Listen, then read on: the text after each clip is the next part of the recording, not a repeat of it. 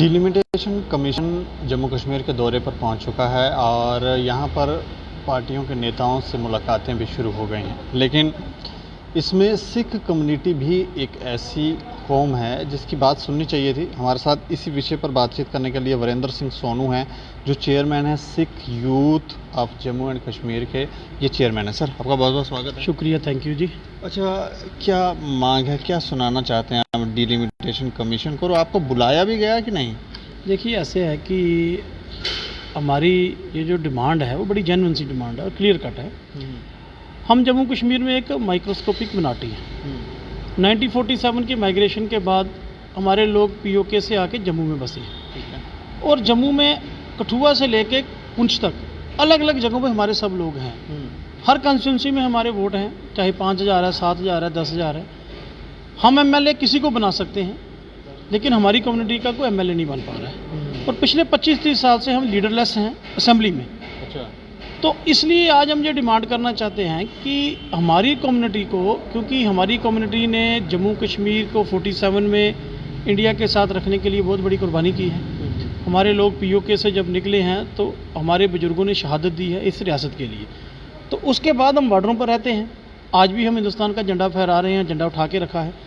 तो लेकिन हमारी मुश्किल यही है कि जब हमें छोटी भी कोई अपनी कम्युनिटी के मसले के लिए हर एक बार सरकार को बात बनवाने के लिए प्रोटेस्ट करने पड़ते हैं, सड़कों पर आना पड़ता है, आप लोग उसको कवर भी करते हैं। तो हम कहते हैं कि आज अगर डिलिमिटेशन कमीशन आज जम्मू में आ रहा है, आज आप डिलिमिटेशन करने जा रहे हैं, आज एक प्रोसेस हो रहा है, तो हमारी कम्युनिटी को 4 सीटें 2 जम्मू में और 2 कश्मीर में रिजर्व की जानी चाहिए, ताकि हमें भी लग सके कि हमारा नुमाइंदा असेंबली में है और हम अपनी छोटी छोटी मुश्किलात उसको बताएं, वो हमारी सरकार से इस मसले को हल करके दे। तो यही हमारी एक डिमांड है। नहीं तो ये पॉसिबल कैसे होगा?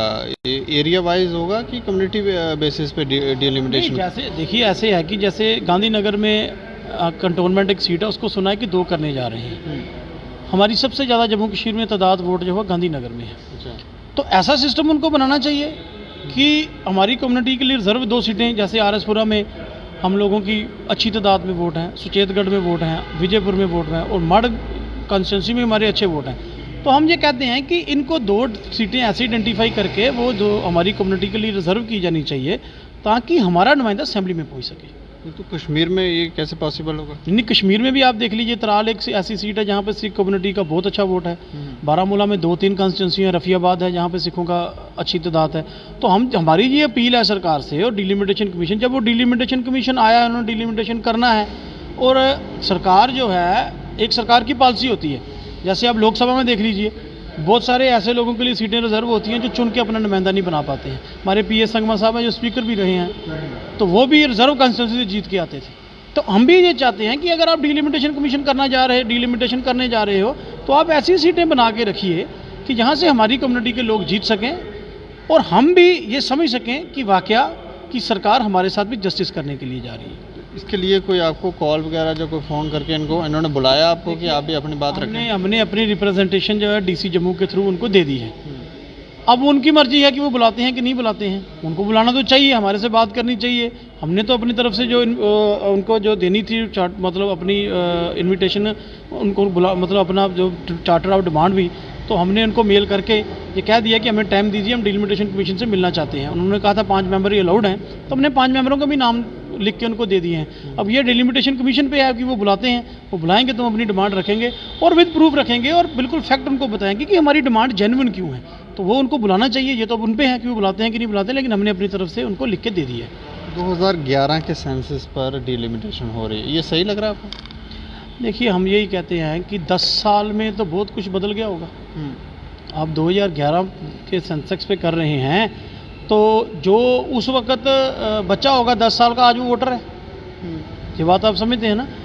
तो हम तो ये कहते हैं कि अगर डिलिमिटेशन कमीशन आया है तो उसको ग्राउंड के फैक्ट एंड फिगर लेने चाहिए, लोगों से मिलना चाहिए। क्यों 3 दिन के लिए? आप 1 हफ्ते के लिए आओ, 3 दिन लिमिटेड क्यों है? आप आइए, लोगों से बात कीजिए, हर एक आदमी से मिलिए, हर एक सेक्शन से मिलिए, हर एक सोशल ऑर्गेनाइजेशन से मिलिए, आम से आम आदमी से भी मिलिए, तब आप जाके आम राय बनाएंगे, तो फिर ही आप कोई जस्टिस किसी के साथ कर सकते हैं, या फिर ही कोई अच्छा डिसीजन आप कर सकते हैं।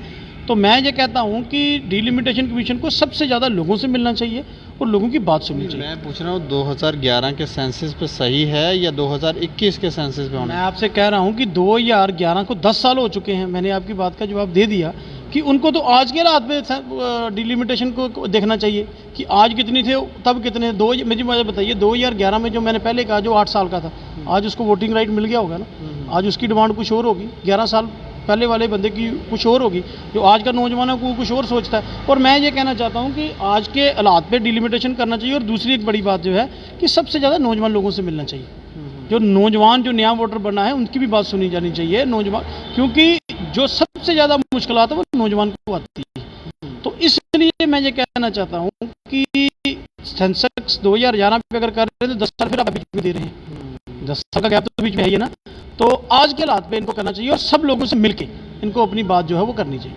पीडीपी पार्टी तो कहती है हम मिलेंगे नहीं, मुलाकात ही नहीं करनी हमने। नहीं, देखिए वो पार्टी का इस वक्त तो मैं as a chairman Sikh youth Jammu and Kashmir आपसे बात करूँ, यहाँ तो पॉलिटिकल मसला कोई है नहीं। मैं एज ए कह रहा हूँ कि चेयरमैन सिख यूथ मैंने रिप्रेजेंटेशन वहाँ दी है। तो वो तो जब मैं एज ए पीडीपी के किसी आऊँगा फोरम पे तब बात करेंगे। आज तो बात सिख यूथ है जम्मू कश्मीर की है।